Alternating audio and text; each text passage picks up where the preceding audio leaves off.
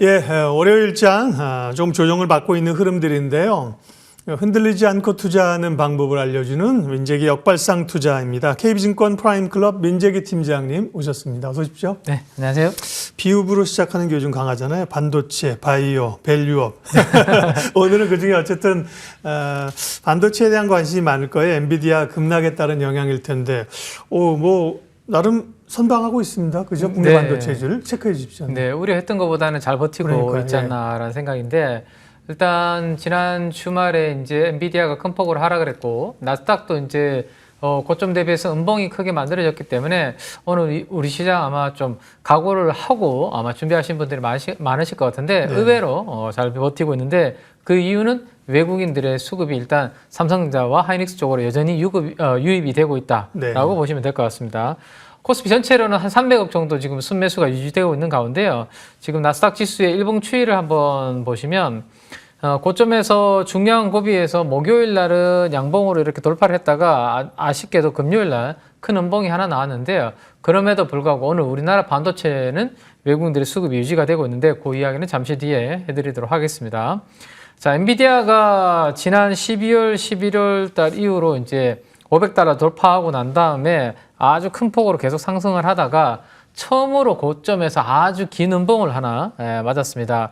저는 사실은 $1,000 정도를 한번 찍고 조정받지 않을까 생각했는데 목전에서 수정받았습니다. $26 참 못 미치고 조정을 받아버렸는데 좀 아쉽긴 한데요. 어쨌든 이렇게 큰 음봉이 났으면 보통은 단기 조정을 좀 더 받는 경우를 우리가 많이 봤고 우리나라 관련주들도 좀 힘들지 않을까 했는데 그래도 하이닉스라든지 한미반도체가 의외로 잘 견디는 걸 보면 중소형주들도 그 흐름을 좀 따라갈 수 있는 여력은 있지 않을까라는 기대감을 일단 가져볼 수 있을 것 같은데 엔비디아가 이렇게 고점 대비해서 10% 정도의 하락 변동성을 보였던 이유를 몇 가지들만 이렇게 짧게 한번 체크를 해보겠습니다. 당일날 브로드컴이랑 마벨 같은 이런 기업들도 실적이 나왔는데요. AI가 성장이 되니까 이들 기업들도 AI 쪽으로 인해서 좀 실적이 많이 잘 나오지 않을까라는 시장 기대치보다는 좀 미흡했던 그런 실적이 나오니까 같이 좀 하락한 부분이 좀 있었고요. 그 다음 워낙 또 많이 올랐기 때문에 사실 애플과 엔비디아의 시총이 역전이 될 것이다라는 그러한 이야기들이 지난주에 많이 나왔죠. 근데 오히려 그런 이야기가 나오니까 또 이제 엔비디아가 또 빠지네요. 또 그것도 특이하게도. 이제 턱까지 갔었죠. 근데 조금 지나면 사실은 뭐 일시적이든 중기적으로는 한번 없겠죠. 네, 바뀔 수도 있을 것 같아요. 그죠? 바뀔 겁니다. 그래서 이제 상대적으로 좀 덜 오른 쪽에 관심도가 커지다 보니까 뭐 그런 움직임이 좀 있었지 않나라는 생각이 있고, 다음 그림 요거 하나 보시면 요거는 이제 엔비디아가 편입되어 있는 이 반도체 지수의 옵션 거래가 얼마나 이제 폭증했는지를 보여주는 그래프인데 최근 들어서 보면 아주 큰 폭으로 이렇게 뭔가 변동성이 좀 커질 수 있는 그런 파생 시장의 변동성도 좀 있었다라고 보시면 되고 이번 주가 또 미국에는 만기일입니다. 그래서 이게 이제 주 초반에 잘 좀 끝나면 좋을 텐데 하락세가 좀 이어지면 이번 주에는 변동성이 좀 이어질 가능성도 엔비디아는 아직 남아있는 그런 그림으로 보셔야 되고 그다음 캐시우드라는 이제 예전에 우리가 한때 많이 이야기를 했던 분이죠. 이분이 이제 AI 반도체 리드 타임을 다시 한번 또 언급을 하면서 과거에는 리드 타임이 길었는데 지금은 짧아졌으니 이거는 수요보다 공급이 지금 많아지는 구간이다. 재고가 쌓일 것이다. 뭐 이런 좀 부정적인 이야기도 영향을 줬고요. 마지막으로는 조금 전에 말씀드렸던 것처럼 이 $1,000라는 저항적인 심리적인 그런 부분에 영향을 받았다라고 보시면 될 것 같아요. 또 하나는 오늘 일본이 조금 쉬어가는 상황인 것 같은데요. 일본도 글로벌 증시 중에서 가장 강했던 증시 중에 하나인데 고점에서 최근에 4만을 넘어선 다음에 음봉이 조금 크게 나왔고 좀 쉬어가는 그림인데 여기도 약간 자릿수 바꾸는 피규어 넘버 부담이 있죠. 새로운 넘버가 들어가기 전에 약간의 숨고르기를 하고 있는 건데 이번 달에 제가 지난주에 말씀드렸던 것처럼 엔화의 방향성 영향을 줄 만한 몇 가지 이벤트들이 있기 때문에 거기에 일본도 약간 동조화될 수 있는 부분입니다. 그래서 시장을 주도했던 종목 그다음에 지수가 약간 쉬어가는 그러한 그림이 우리나라에 영향을 주고 있고요. 또 하나는 이제 그나마 오늘 다행스러운 부분은 삼성전자에 대해서 지난주에 3일 동안 외국인들이 이렇게 매도가 나면서 엇갈리는 하이닉스는 샀는데요. 삼성전자는 팔면서 엇갈리는 수급과 약한 외국인들의 이 매매를 만들어냈다면 그나마 오늘은 삼성전자도 약한 순매수, 하이닉스도 약한 순매수로 지수를 좀 방어해주는 그러한 힘으로 작용을 하고 있다라고 보시면 될 것 같습니다.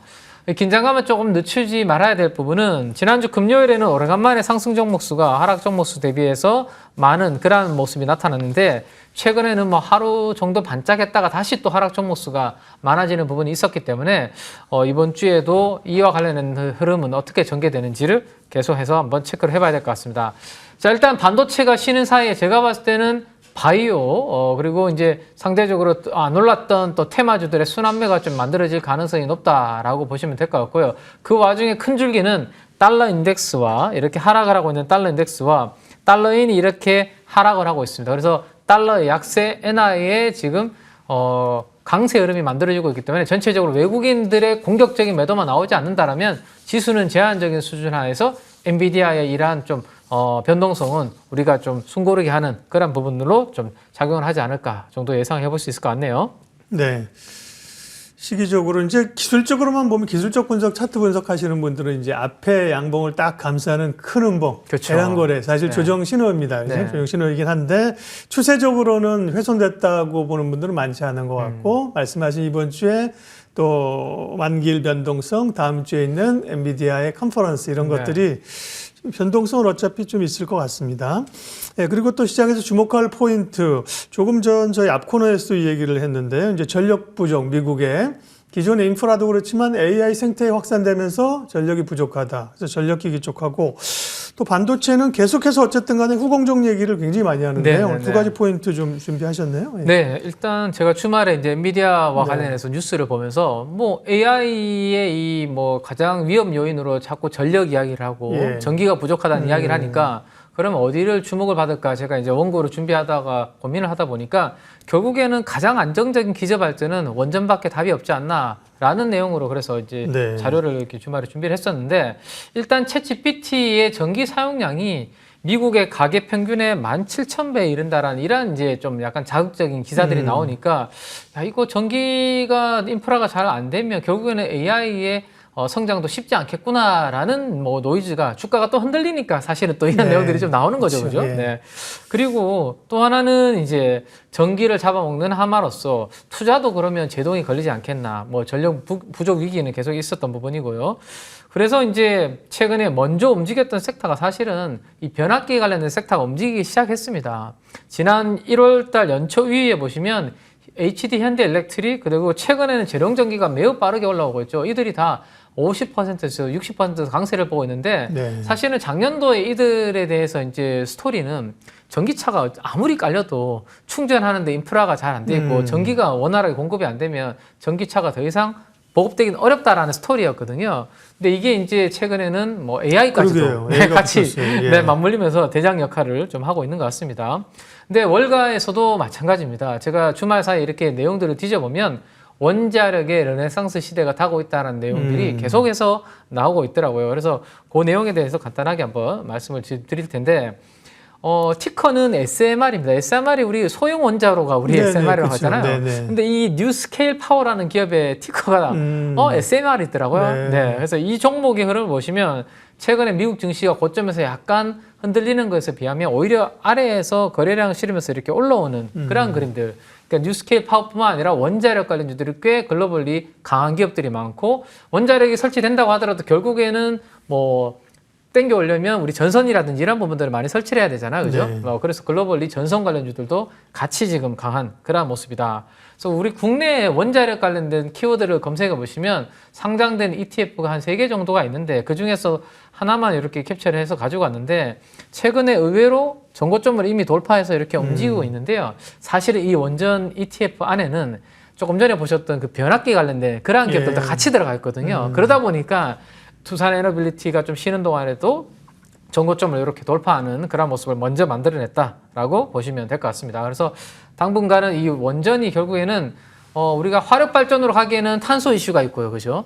신재생 쪽을 많이 늘리기에는 간헐성이라는 이슈가 있기 때문에 결국에는 기저 발전에서 글로벌리 원전의 중요성은 계속 부각이 된다라고 보시면 되고요. 트럼프가 네. 부각되는 이유도 있을 거예요. 트럼프 네. 하면 에너지거든요. 그죠? 네, 그런 맞습니다. 것도 네, 물밑에서는 조금씩 움직임이 있을 거고요. 네. 예, 반도체 쪽 네, 준비하시면 간단하게 반도체 쪽 하나 이슈 주말에 나온 걸 말씀드리면 소니라는 회사가 네. 이 이미지 센서 쪽에서는 탑 원입니다. 가장 강한 회사인데 시장 점유율이 50% 이상 차지하고 있습니다. 근데 우리나라의 삼성전자도 열심히 따라가려고 하지만 10% 점유율밖에 안 되거든요. 근데 소니가 어떤 결정을 하냐면 한국에 직접 와서 이미지 센서 쪽을 패키징을 하겠다라는 이야기가 오늘 나오고 있습니다. 그러면 어떤 후공정 업체들과 협력 방안을 논의했는지에 대한 이야기들이 지금 나오고 있는데 뭐 대표적으로 LB세미콘, 두산테스나, ALT 이런 종목들이 지금 뭐 설비 투자가 가능한지 사업성 등을 검토하고 있다라는 내용들이 나오고 있습니다. 근데 이제 소니가 좀 요구하는 조건들을 한번 보니까요. 클래스 10 수준의 클린룸이라는 키워드가 하나가 있고 그다음에 리콘이라는 후공정을 요구한다. 이 두 가지 키워드를 한번 공부를 해보시면 좋을 것 같은데 클래스 10은 0.5 마이크로미터의 이상의 크기의 먼지가 10개 이하로 존재하는 아주 청결한 방을 원한다. 뭐 이렇게 생각하시면 될 것 같고요.